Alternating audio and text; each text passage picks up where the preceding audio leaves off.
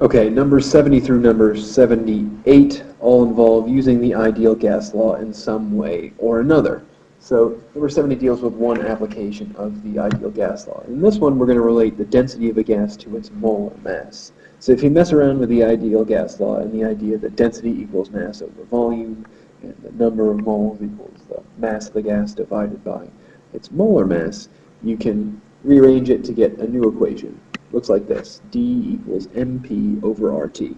Basically, its density equals the molar mass times the pressure divided by the ideal gas constant times the temperature in Kelvin. In number 70, we are told that the gas has a density of 0.480 grams per liters at a pressure of 0.140 atmosphere and a temperature of 260.0 degrees Celsius. Because we're working with atmospheres here, the ideal gas constant we want to use is 0.0821 liters times atmospheres per mole times Kelvin.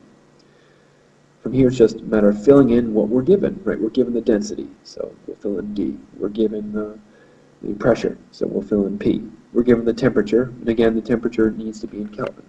So remember that Kelvin equals degrees Celsius plus 273. Whenever we're working with gases, our temperature units are going to be in Kelvin.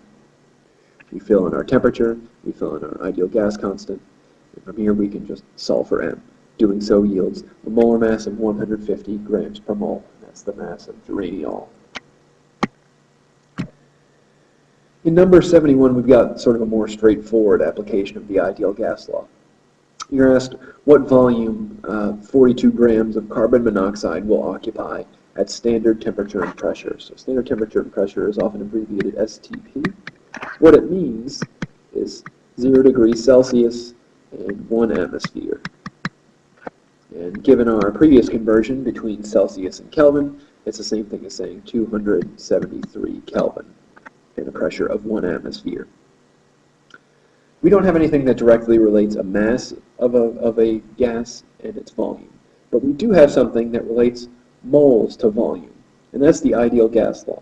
So if we can get our 42 grams of carbon monoxide to moles, we can use our ideal gas law to solve for volume, because again, we're given pressure and temperature because we're told that this is at STP. You can go back and forth between grams and moles using molar mass. So what you can do here is you divide your mass of carbon monoxide by its molar mass, which is 28.01 grams per mole, to get the number of moles of carbon monoxide. From here, you plug in the number of moles of carbon monoxide into your ideal gas law. Right, we've got our pressure, 1 atmosphere, that's part of STP. We've got our moles that we just solved for. Because our pressure is in atmospheres, again, we're going to use 0.0821 liters per atmosphere, or liters times atmospheres per mole degree Kelvin as our R, and then our temperature is going to be 273 Kelvin. Once we've got that figured out, you solve for V, which equals 34 liters. In 75, we're essentially working from the opposite direction. So you're told that you've got this 2-liter flask that's filled with ethane gas. Ethane has a chemical formula of C2H6. And that flask has a pressure of 1.08 atmospheres and a temperature of 15 degrees Celsius. And you want to know what the mass of ethane in that flask is. Okay, we're going the opposite direction now. So we don't have a direct way to go from some of these gas variables like pressure, temperature, and volume to mass of the gas, but we do have a way to get from those variables to number of moles. And we know from our previous experience that if we have number of moles, we can convert that to mass.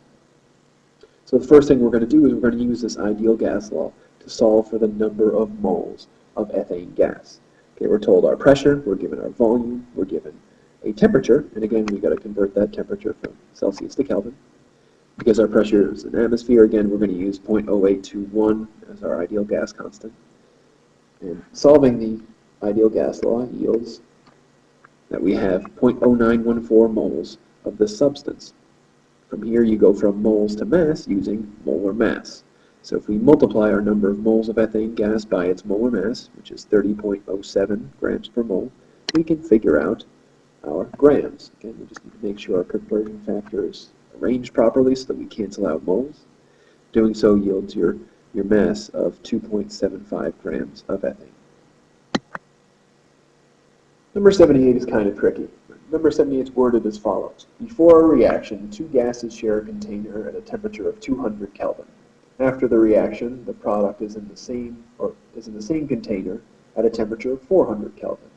If both volume and pressure are constant, what must be true of N?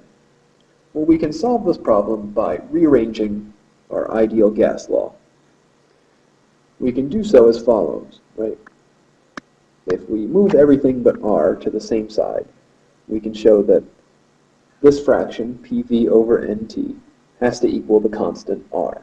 So that ratio of P times V divided by N times T is always going to equal the same number, given the same units.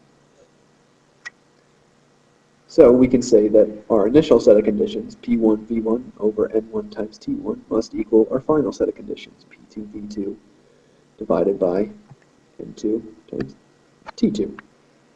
We're told that our volume and pressure doesn't change, so we can say that V1 equals V2 and P1 equals P2. If that happens, we can cancel out our pressures and volumes. We get that 1 over N1 T1 therefore equals 1 over N2 T2.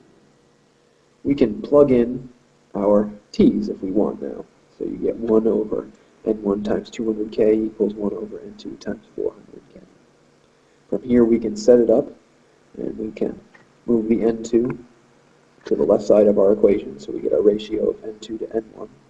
Move our 200K to our right side of our equation. We get the ratio of the number of moles of gas after our reaction divided by the number of moles of gas before our reaction is equal to the initial temperature divided by the final temperature. In other words, it equals 1/2. So consequently, if the temperature of our gas is double, the final number of moles of gas must be half of the initial number of moles of gas.